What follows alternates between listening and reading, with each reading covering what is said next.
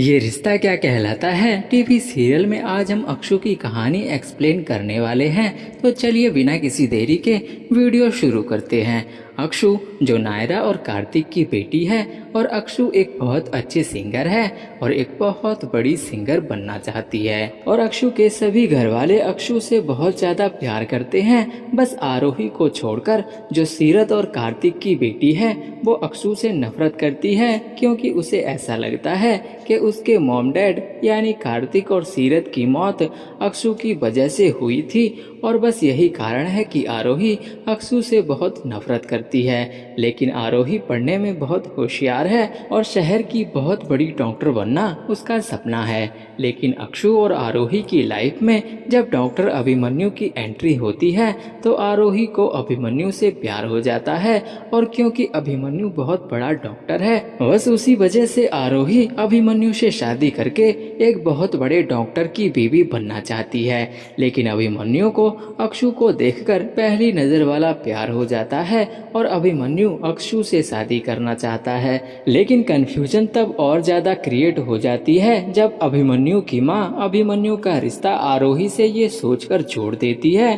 कि अभिमन्यु भी आरोही से प्यार करता है और अभिमन्यु ये सोचकर हाँ कर देता है कि उसका रिश्ता अक्षु से तय किया गया है और बात एंगेजमेंट तक पहुंच जाती है। लेकिन जब अक्षु की जगह आरोही दुल्हन बनकर आती है तो अभिमन्यु हैरान हो जाता है और अपने दिल की बात सभी को बताकर आरोही से रिश्ता तोड़ देता है और इस बात से आरोही अक्षु से और ज्यादा नफरत करने लग जाती है और इसी वजह से अक्षु अभिमन्यु से प्यार करते हुए भी उससे अपने प्यार का इजहार नहीं करती है। लेकिन फिर अभिमन्यु की मेहनत रंग लाती है और अक्षु उसके प्यार को समझकर एक्सेप्ट कर लेती है और दोनों की शादी हो जाती है। लेकिन फिर आरोही को भी अभिमन्यु के छोटे भाई नील से प्यार हो जाता है और आरोही भी नील से शादी करके अक्षु की लाइफ में दोबारा वापस आ जाती है। सब कुछ ठीक चल रहा होता है और आरोही उसके मां बनने की खबर सबको बताती है।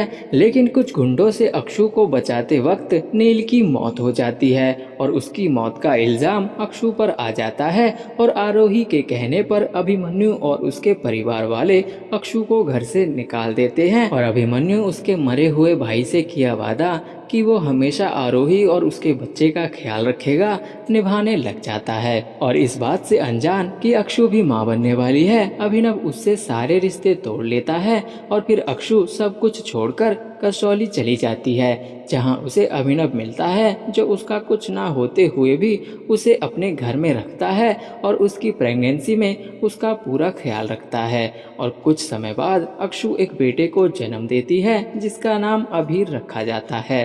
तो वहीं दूसरी तरफ आरोही को एक बेटी पैदा होती है जिसका नाम रूही होता है और वो अभिमन्यु को ही अपना पापा मानती है और अभिमन्यु भी उसे अपनी बेटी मानता है और उससे बहुत ज्यादा प्यार करता है। तो वहीं दूसरी तरफ अभीर भी अभिनव को अपना पापा मानता है और अभिनव भी अभीर को अपना बेटा ही मानता है और उससे बहुत ज्यादा प्यार करता है। और क्योंकि अब अभिनव को अक्षु से प्यार होने लगता है तो वो दोनों का बहुत ज्यादा ख्याल रखता है और एक फैमिली की तरह ये तीनों मिलकर रहते हैं। तो वहीं दूसरी तरफ आरोही की शादी अभिनव से करवाने की बात चल रही होती है। लेकिन फिर अक्षु को वापस उसके परिवार के पास जाना पड़ता है क्योंकि अभीर बीमार हो जाता है जिसका इलाज सिर्फ शहर में ही हो सकता था। और तभी अभिमन्यु को अभीर का उसके बेटे होने का सच पता चल जाता है और सब कुछ बिगड़ जाता है क्योंकि अभिमन्यु अब अभीर की कस्टडी लेने के लिए कोर्ट में केस कर देता है